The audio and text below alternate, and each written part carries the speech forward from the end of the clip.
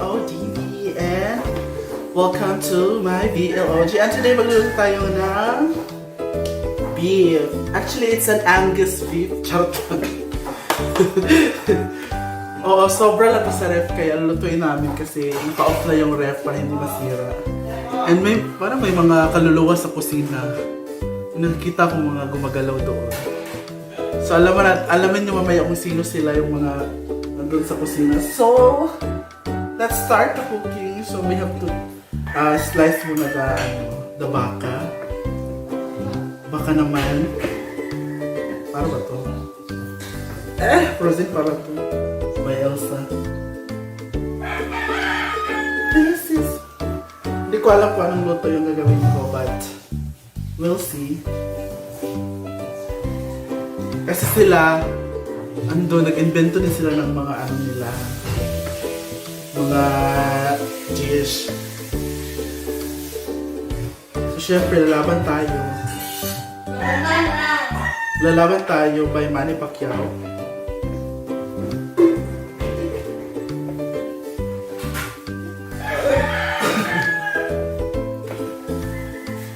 I can feel your emotion. Let's go to the potato. I'm so sorry for the pawis. Nahirapan ako sa baka. Kailangan kong nipisin. Kasi matagal yung nilata.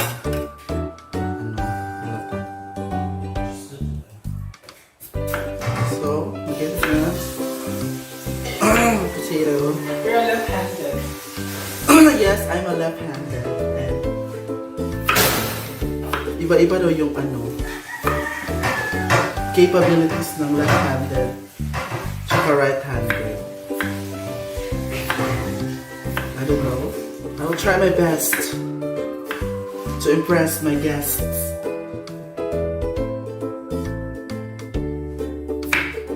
To give a smile on their face.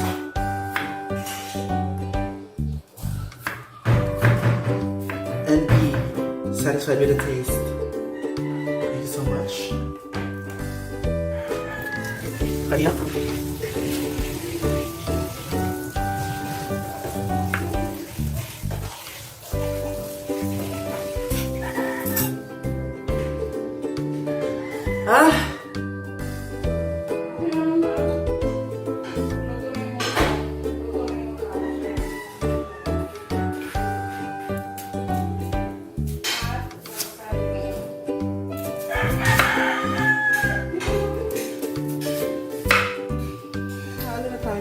Ingredients. So, put the beef. Ayan.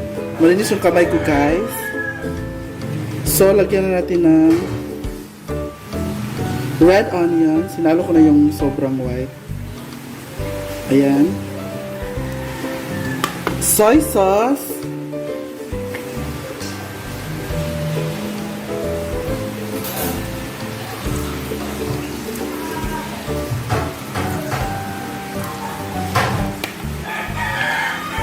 And wala akong kalamansi, so lemon na lang yung gamitin natin.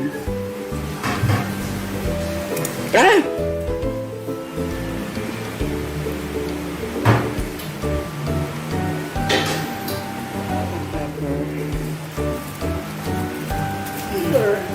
A lot. And of course, Ajinomoto. Kunti lang for... Pampaano lang ng tender ng ating beef. Kunti lang pero parang and you have to mix it. Uy, malinis yung kamay ko, guys. Tingin tubig, tingin sa kabaso. Water.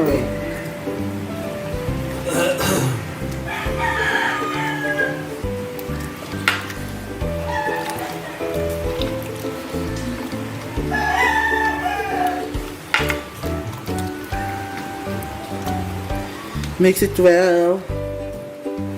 Dala, dito ka. I-marinate ko.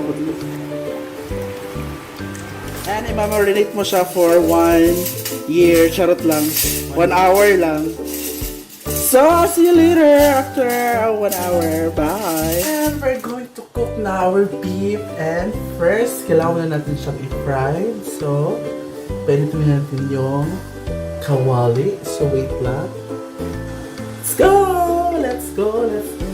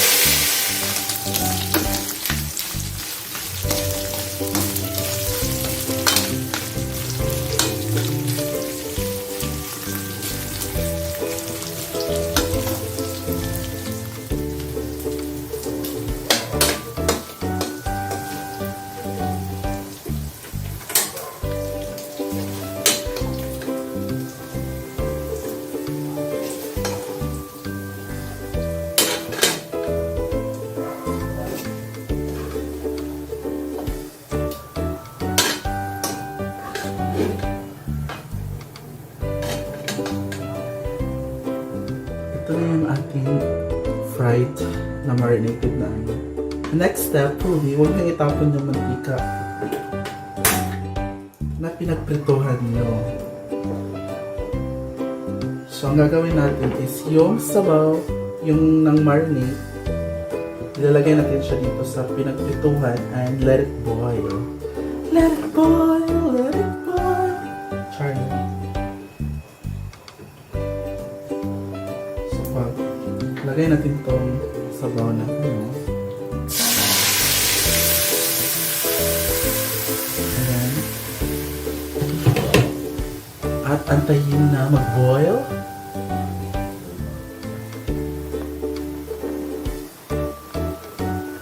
Pag nag-boil na siya, nilagay natin yung beef.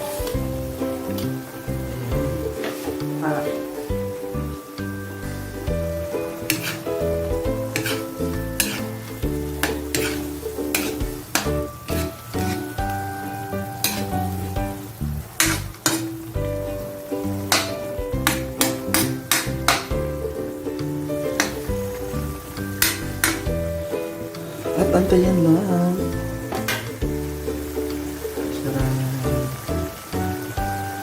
And pag lipas ng mga minuto, ilagay natin yung remaining na red onions.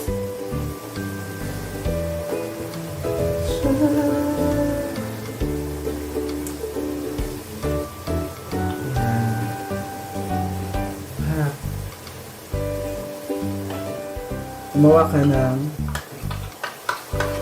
cornstarch with water. Pampalapot lang. Para malapot ng sabaw.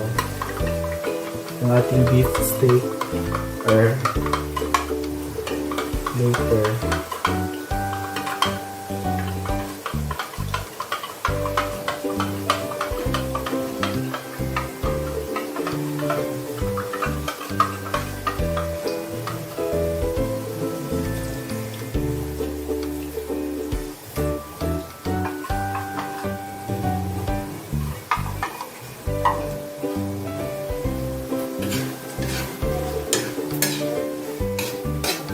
Yan na.